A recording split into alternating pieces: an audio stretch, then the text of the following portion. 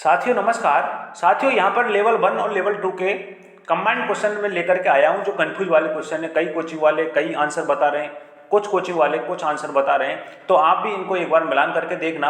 और मैंने इससे पहले कुछ एक दो वीडियो भी बना दी गई हैं कुछ कंफ्यूज वाले क्वेश्चन, वो भी आप जरूर देख लेना। अगर इस चैनल पर नए हो तो प्लीज़ चैनल को सब्सक्राइब कर लेना।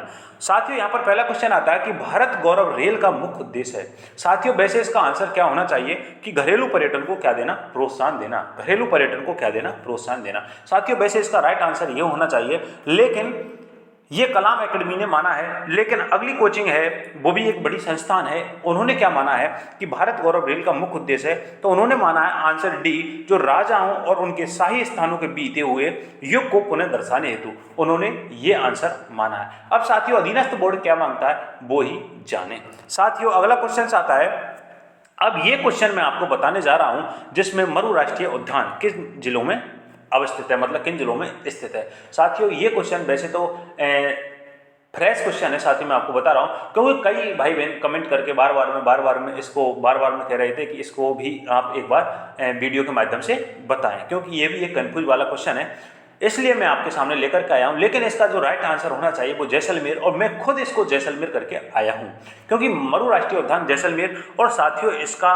कुछ भाग बाड़मेर के अंदर भी आता है, क्योंकि इसका कुल अगर पूछा जाए तो 3162 के समथिंग है, 3162 वर्ग किलोमीटर है, लेकिन जैसलमेर के अंतर्गत 1900 आता है और जबकि बाड़मेर के अंतर्गत 1262 आता है। तो साथियों वैसे इसका ये बाड़मेर इसमें ऑप्शन नहीं देना चाहिए था, ये अधीनस्थ बोर्ड ने भी गलत किया है, क्योंकि आदमी और जो जब स्टूडेंट के ऊपर जब प्रेशर होता है तो वहां पर जानते हुए क्वेश्चन को भी गलत कर देते हैं। तो इसलिए दो ऑप्शन साथियों बाड़मेर और जैसलमेर कंफ्यूज वाला मतलब कंफ्यूज वाले जो ऑप्शन है यहाँ पर दे दिए गए थे, तो इसलिए स्टूडेंट कुछ कंफ्यूज हो गए थे कि यार बाड़मेर करूं या जैसलमेर करूं, बाड़मेर करूं या जैसलमेर। तो वहां पर जब आदमी इतना सोच जाता है तो फिर उलझ जाता है। साथियों मैं खुद उलझ गया हूं क्योंकि मेरे भी क्वेश्चन ज्यादा नहीं है, मेरे 95 क्वेश्चन कट पिट करके बैठ रहे हैं।